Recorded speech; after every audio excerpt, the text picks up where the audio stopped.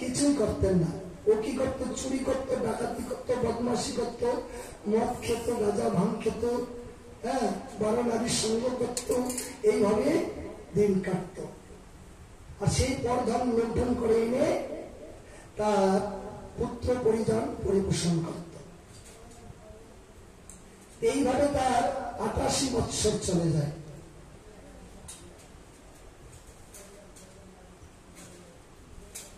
তাই শিশুভাব হইতে তার বান্ধিল হৃদয়।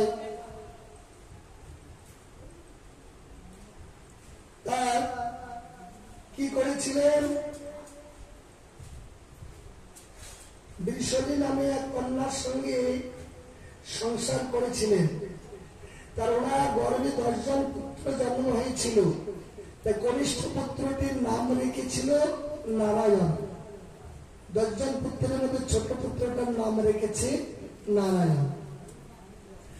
আর যেদিন শেষের দিন বিছানায় শয্যাশায়ী,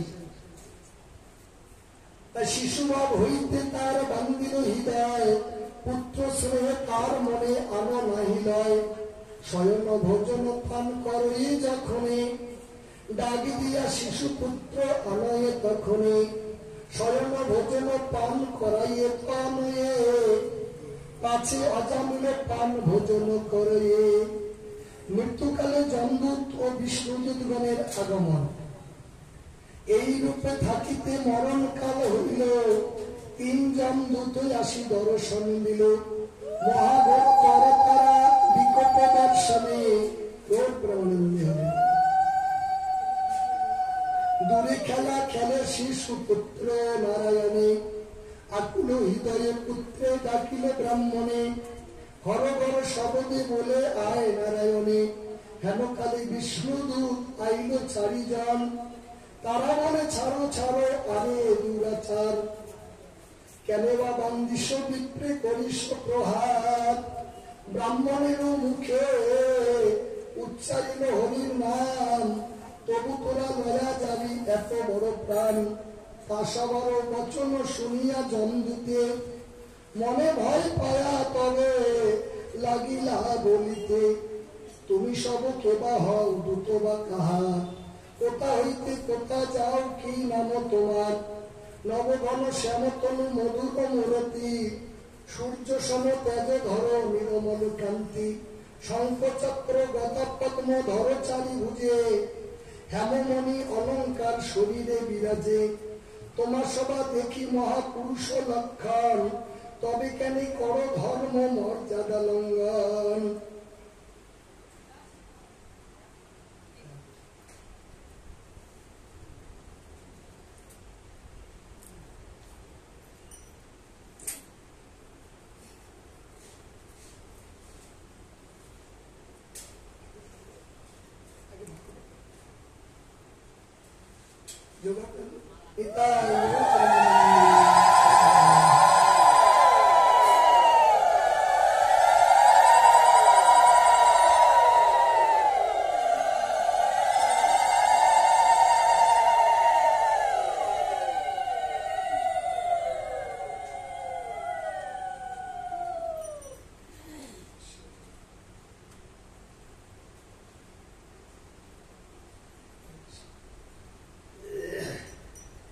এখানে বলল কি, এই অজামিল ব্রাহ্মণ 10 জন পুত্র, তার কনিষ্ঠ পুত্রটির নাম রেখেছে নারায়ণ। যেদিন বিছানায় শয্যাশায়ী, 3 জন যমদূত এসে ওনাকে ধরে টানাটানি করতেছে। আর যমদূতের বিকট মূর্তি দেখে ও চিৎকার করতেছে। তার কনিষ্ঠ পুত্র নারায়ণকে ডাকতেছে, বাবা নারায়ণ, নারায়ণ, আয় বাবা, আমাকে নিয়ে যায় বাবা নারায়ণ। এই যে নারায়ণ নারায়ণ করে ডাকতে লাগলো। এবার এই ডাক শুনলেন সেই বৈকুণ্ঠপতি নারায়ণ।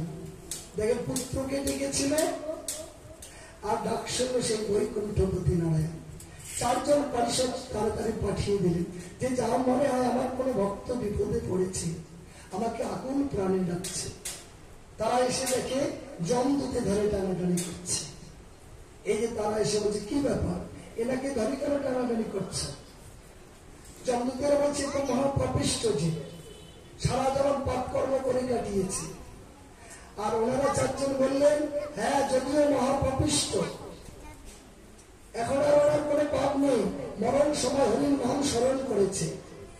মরণ সময় যে হরির নাম স্মরণ নয়, কোটি কোটি জনমের পাপ তার মুক্ত হয়।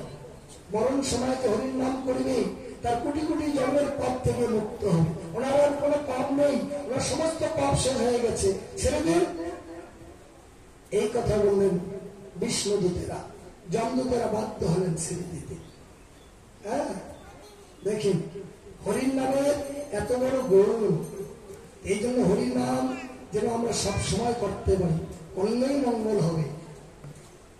যেমন ভাবেই করবো। তাহলে অজামিল মনে করেন ওনার নামই অজামিল, মানুষটা ওই রকমই ছিল। তার মধ্যে যে হরির নাম যখন স্মরণ করলো সব পাপ থেকে মুক্ত হয়ে গেল।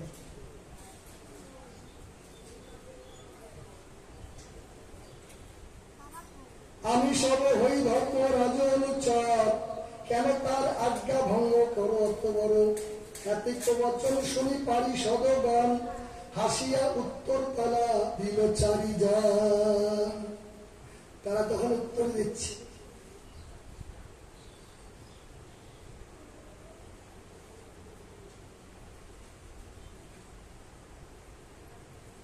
ও একটা কথা বলতে চাইলে ভুলে গেলাম। এই যে ঠাকুরকে মাল্য দান করা, সাধুগুরু বৈষ্ণবকে মাল্য দান করা, এটা কিন্তু খুবই গুরুত্বপূর্ণ। শাস্ত্রে বলছে এ মালাকার বলে একজন ভক্ত ছিলেন। কে মালাকার ছিলেন? মালাকার ছিলেন সুদামা ঠাকুর। সুদামা ঠাকুরের নাম মালাকার ছিল। কেন মালাকার নাম হয়েছে তার?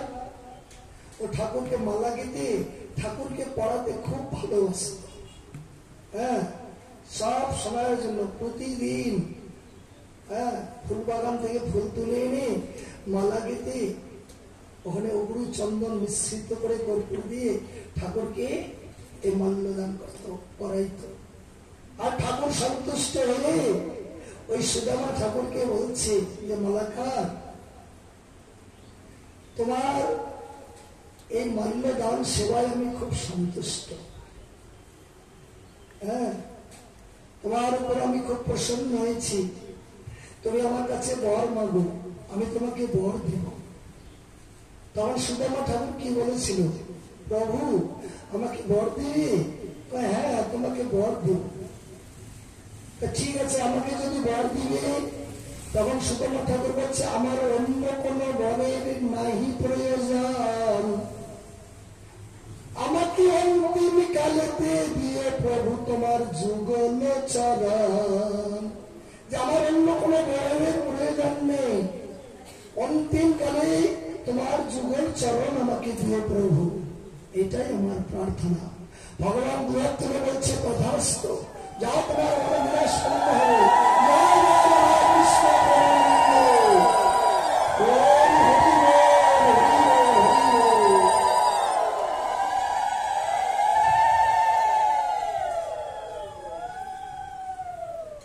এবার যমদূতেরা চারজন উত্তর দিচ্ছে না, বিষ্ণুদেরা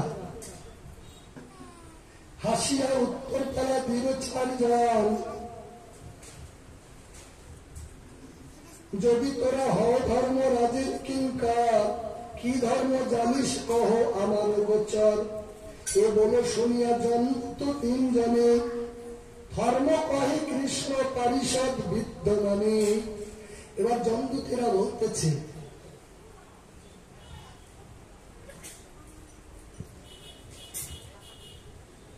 বেদমুখী শুনি ধর্ম বেদ নারায়ণ, বেদে বুঝাইলে ধর্ম করে সর্বজন। তা বেদের কথা বুঝাইলে ভক্তরা বুঝতে পারে, তখন ভগবানকে ভালোবাসে। তাই বেদে বিনিন্দিত পদ অধর্ম জানিব, ত্রিগুণ জনিত বেদ মুখে বিচারিব। শশী সূর্য দিবস রজনী হতাশান, পৃথিবী আকাশ আপ মুঝে পবন। এসব ধর্মের সাক্ষী ধর্মতত্ত্ব জানে, ধর্মাধর্ম নির্ণয় বুঝায় 10 জনে। শুভ কর্ম করে যদি শুভ ফল পায়, পাপ কর্ম করিয়া নরকে অনুভয়। তাহলে বলছে ধর্মের কিঙ্কর কারা? এই বিষ্ণুদূতেরা বলছে যেমন ধর্মের সাক্ষী কে? এই যে আমরা এখানে যে সবাই এসেছি, আমরা ভগবানের লীলা কথা শ্রবণ করতেছি, কীর্তন করতেছি, এটা ভগবানের কাছে সাক্ষী দিবে কি?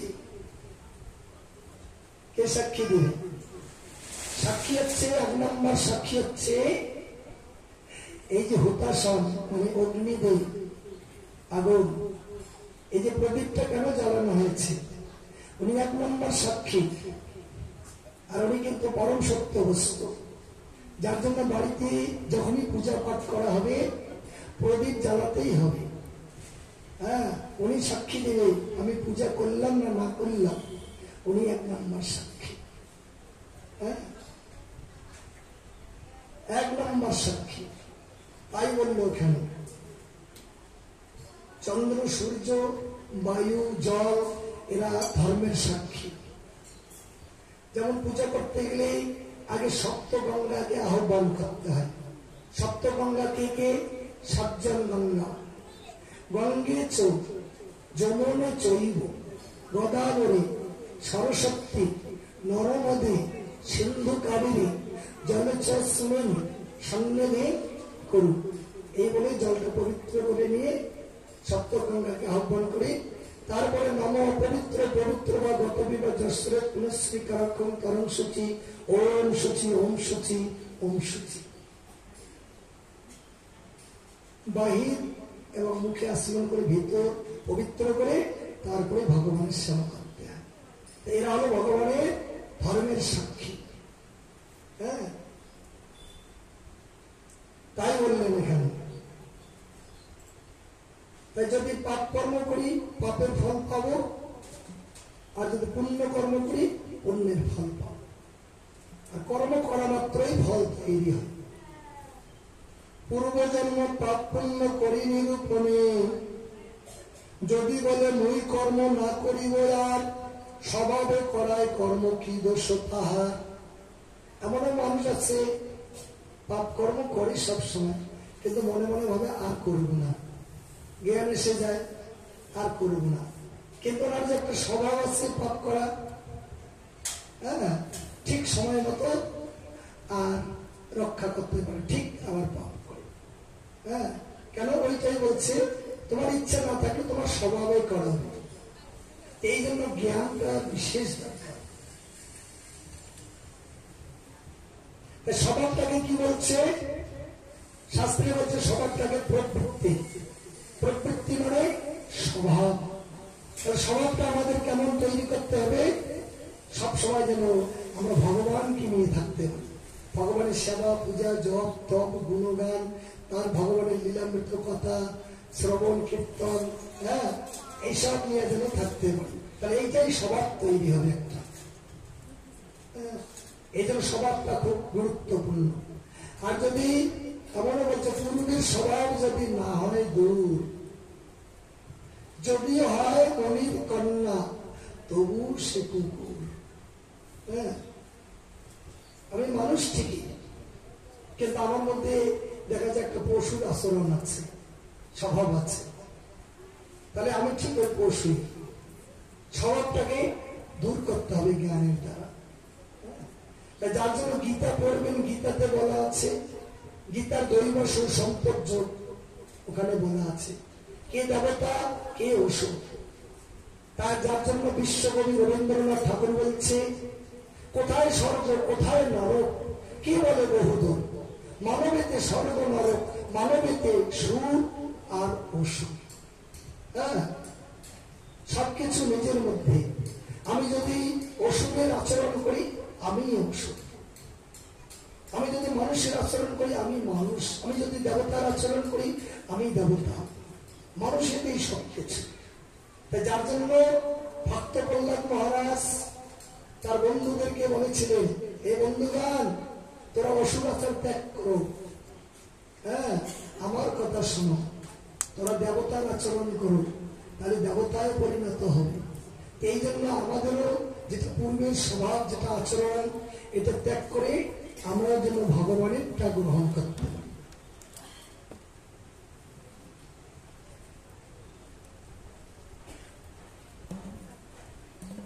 তাই অবিদ্যা প্রসঙ্গ করি জীবের বন্ধান ভজিলে গোবিন্দ পদ ছিন্দয়ে তখন সর্বধর্ম যুক্ত ছিল এই অজানে শান্তকান্ত ধৃত ব্রত সত্য দয়াশীল যাবতীজ গুরুজনে করিয়া সেবন সর্বভূত হিত ব্রত আছিল ব্রহ্মণ সর্বশাস্ত্রে সুপণ্ডিত ধর্ম পরায়ণে একদিন বলে গেল বাপের বচনে ফুল ফল কুশু কষ্ট লয়া বিজয় মনে হইতে ঘরে আইসে বাপের মেয়র পথে আগে শুক্র সহ হইল দর্শন করিয়া মদিরা পান কামে অচেতন দাসী সঙ্গে ক্রীড়া করে নাচয়ে খেলয়ে বিশ্বরী করিয়া করিয়া কোলে হাসয়ে ঢুলয়ে দুহার বসন নাহি দুহে নাহি জানে দেখিয়া ব্রাহ্মণ হইল কামে অচেতনে যতন করিয়া করিল চিত্ত সমাধান চিত্ত নিবারিতে না পারিল মতিমান কামে বিমোহিত হইল দাসী দর্শনে কুলশীল লজ্জা ভয় তেজিল ব্রহ্মণে যতিক আছিল ধন বাপির সঞ্চিত তাহা দিয়া সন্তোষিল বৃষলির চিত্ত চুরি করি মিথ্যা বলি কই তব প্রবন্ধে পরদ্রব্য পরবিত্ত আনে নানা ছন্দে পরপীড়া করিয়া আনয়ে পর ধন এত মতি করে তার কুটুম্ব ভরণ কুলবতী সতী নারী ত্যাজে আপনার কুলকার সঙ্গে ত্যাজে আশ্রম আচার নিরবধি মদ্যপান করয়ে ব্রাহ্মণ বৃষলের সঙ্গে রহে কামে অচেতন এ কারণে লয়া যায় জমবিদ্ধ মনে জমদণ্ড হইলে দ্বিজ পাবে পরিত্রাণে এতেক বচন বলি শুন শ্রী হরি কিঙ্কর জমদূতে তবে তারা দিলেন উত্তর। মানে বিশ্বলী নামে এক বিচারিণী কন্যার সঙ্গে যখন দেখা হয়েছিল রাস্তায় বন থেকে ফিরে আসার সময় এনার দর্শন পেয়ে একদম সেই মদিরা পানের মতন নেশায় মত্ত হয়ে গেল, আমি অচেতন হয়ে গেল। তার কারণে যমদূতেরা বলছে এই কারণে এনাকে আমরা জমালয়ে নিয়ে যাচ্ছি, এনাকে জমালয়ে নিয়ে আমরা শায়েস্তা দিব, তারপরে ইনি শুদ্ধ হবে, পবিত্র হবে, ভালো হবে। তখন বিষ্ণুদূতেরা বলছে হরি হরি এত বড় দেখিল প্রমাদ ধর্মরাজা হয়া করে এত অপরাধ অদণ্ড দণ্ডয়ে পুণ্য লোকে পাপ ধরে ধর্মরাজ হয়া কেন দুষ্ট কর্ম করি সকল লোকেরই পিতা গুরু হিতকারী সে যদি বিরূপ করে কারে ভালো বলি কাহাতে স্বর্ণপশি এ লোক তরিব কাহা হইতে ধর্মা ধর্ম সংসারে জানিব মহাজনে যে যে কর্ম করয়ে আচার সেই অনুসারে অন্য করয়ে বিভাগ পশুমতি আপনে না জানে ভালো মন্দ দেখিয়া শ্রেষ্ঠ কর্ম করে অনুমন্দ পাপ পুণ্যে যদি নাহি জমেরও বিচার সর্বলোকে তবে এই রহিল আচার এ ব্রাহ্মণে করল কোটি জন্ম পাপ ক্ষয় হরির নাম মুখে হইল যখনে উড়া। যদি উনি মহাপাপিষ্ট হরিনাম উচ্চারণ করা মাত্র কোটি কোটি জন্মের পথ থেকে সে মুক্ত হয়েছে। তাই নারায়ণ আয় বলি বলি যখনে মিত্রদ্রোহী গুরুদ্রোহী স্বর্ণ অপহারী নারী রাজা পিতৃঘাতী হরে গুরু নারী। তাই গুরুদ্রোহী স্বর্ণ অপহারী মানে স্বর্ণ চুরি করে নারী জাতি উপর অত্যাচার করে পিতৃঘাতী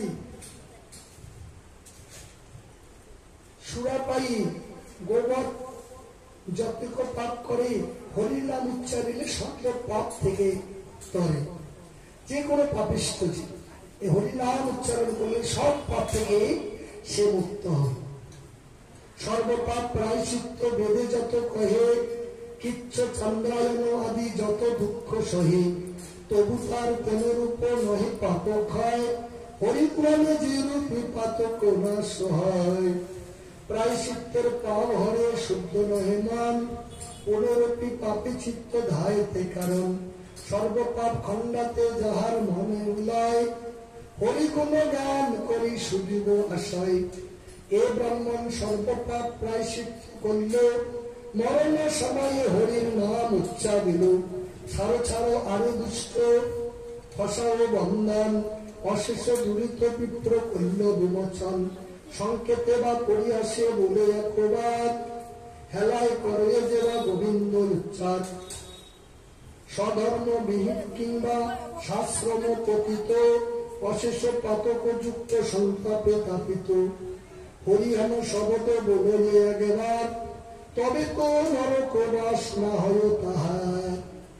হরিনাম উচ্চারণ করলে আর নরক বাস হবে না তার। এই জন্য হরিনাম খুবই গুরুত্বপূর্ণ বস্তু।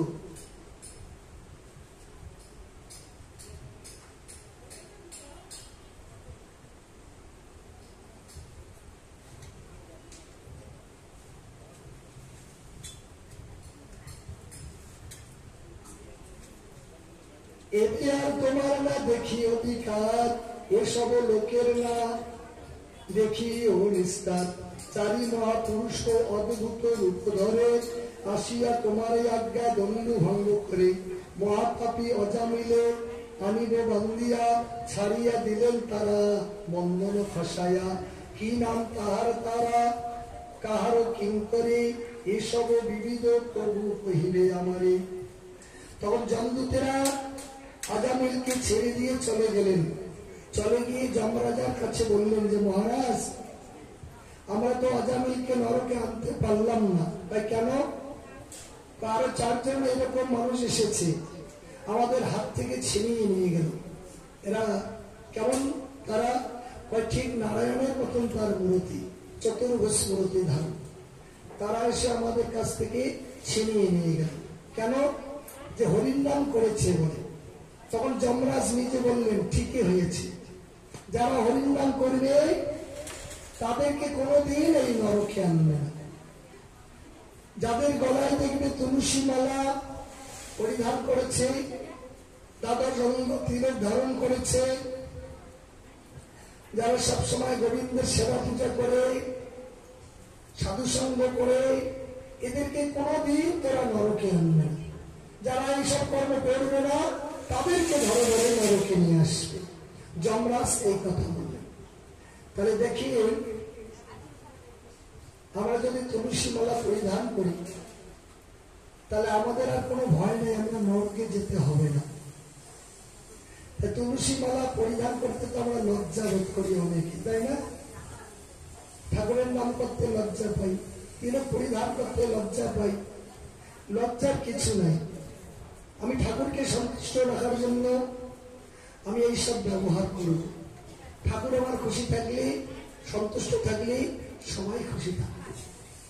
হ্যাঁ, আর লজ্জা, ঘৃণা, ভয়